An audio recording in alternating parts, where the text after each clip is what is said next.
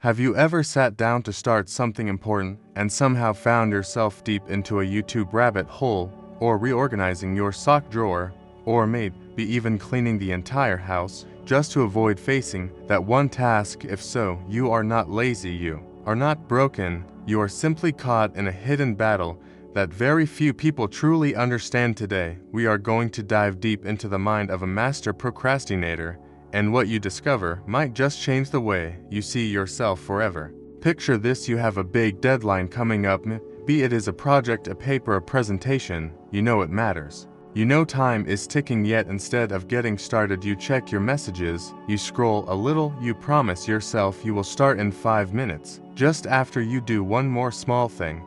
But hours pass, days, even, and the pressure builds until you are cramming at the last second, stressed out, exhausted, promising you will never do this again, only to repeat the cycle the next time around. If this feels familiar, you are not alone, and there is a reason for it. See, most people think procrastination is a time management problem. But it is not. It is an emotional management problem. It is not about being disorganized or lazy. It is about avoiding uncomfortable feelings. Fear of failure, fear of imperfection, fear of not being good enough. These fears live deep inside the mind of a master procrastinator, quietly steering every decision, every delay, every distraction. And here is the twist: the smarter and more capable you are, the more likely you are to fall into this trap, because you have always been able to pull it off at the last minute. You know you can handle the pressure. You have trained your brain to rely on adrenaline to get things done. But what you do not see is the hidden cost, the stress, the self-doubt, the missed opportunities, and the erosion of your confidence over time. So, what is really happening inside the mind of a master procrastinator? It all starts with the instant gratification monkey, a term coined by Tim Urban, but a reality anyone who procrastinates knows intimately. The monkey does not care about long-term goals. It only cares about easy, fun, immediate rewards. When you sit down to do something hard, the monkey hijacks your brain, steering you toward anything that feels better in the moment. Watching videos, checking social media, reorganizing your desk, anything but the task at hand. Meanwhile, the rational decision maker, the part of your brain that knows what you should be doing, watches helplessly, unable to wrestle back control, until the panic monster wakes up, that last-minute fear that hits when the deadline is looming and suddenly forces you into action. But by then, it is often too late to do your best work, and the cycle continues. The real problem is not the procrastination itself, but what it does to your identity over time. Every time you procrastinate, you reinforce a belief that you cannot trust yourself, that you are someone who avoids responsibility, that you are not capable of change. And these beliefs quietly shape your future. They dim your dreams, they sap your energy, they keep you playing small without even realizing it.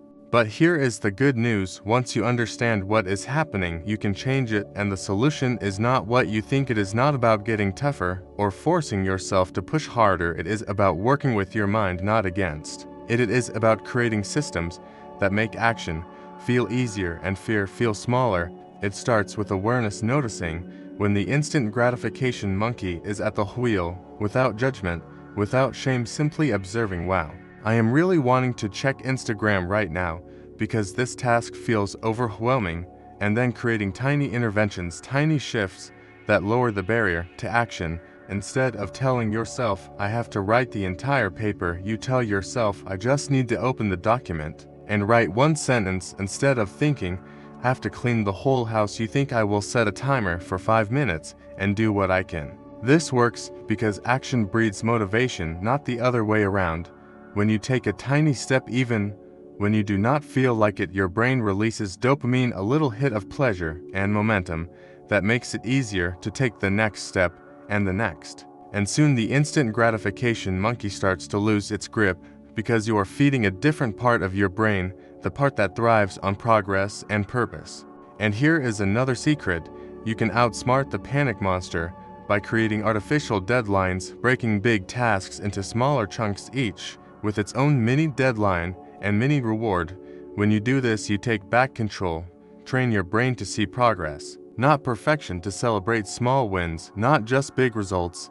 And over time, you start to rebuild trust with yourself. Trust that when you say you will do something, you actually do it. Trust that you are capable of facing discomfort without running away. Let me tell you a story that brings this to life. There was a student named Sarah, brilliant, talented, full of dreams, but paralyzed by procrastination. Every semester she would promise herself she would start early, she would plan her study schedule, she would even color code her notes, but somehow she would still end up pulling all-nighters. Filled with anxiety and regret, she started believing maybe she just was not cut out for success. Until one day a mentor said something that changed everything. He said, "Sarah, you are not broken, your system is broken.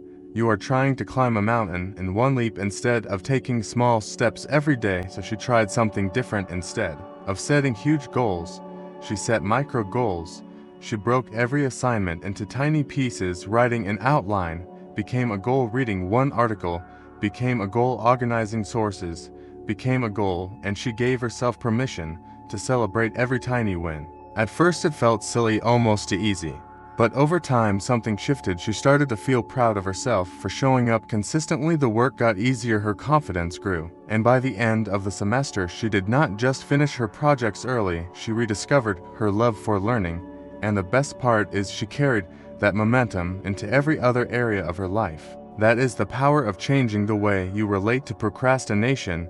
It is not about fixing yourself. It is about creating an environment where the best version of you can thrive. It is about building habits that make it easier to start. Habits like the 2-minute rule, where any task that takes less than 2 minutes gets done immediately. Or habits like temptation bundling, where you pair something you need to do with something you enjoy, like listening to your favorite podcast while cleaning.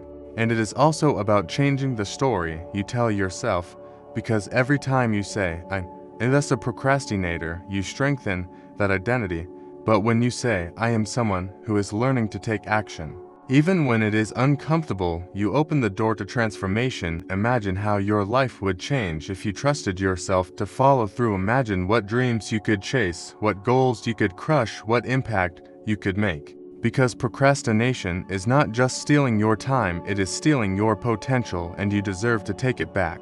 So, if you are ready to stop letting the instant gratification monkey drive your life, here is your first tiny action step. After watching this video, pick one task you have been avoiding. Set a timer for 2 minutes and just start. Not finish, just start, because starting is where the magic begins. And if you found value in this conversation, if you are ready to keep growing and unlocking your potential, I invite you to subscribe to this channel, because we are just getting started. And if you want to go even deeper, check out the next video, where we explore how to build unshakable self-discipline. Even when you do not feel motivated, trust me, you will not want to miss it. Your future self will thank you.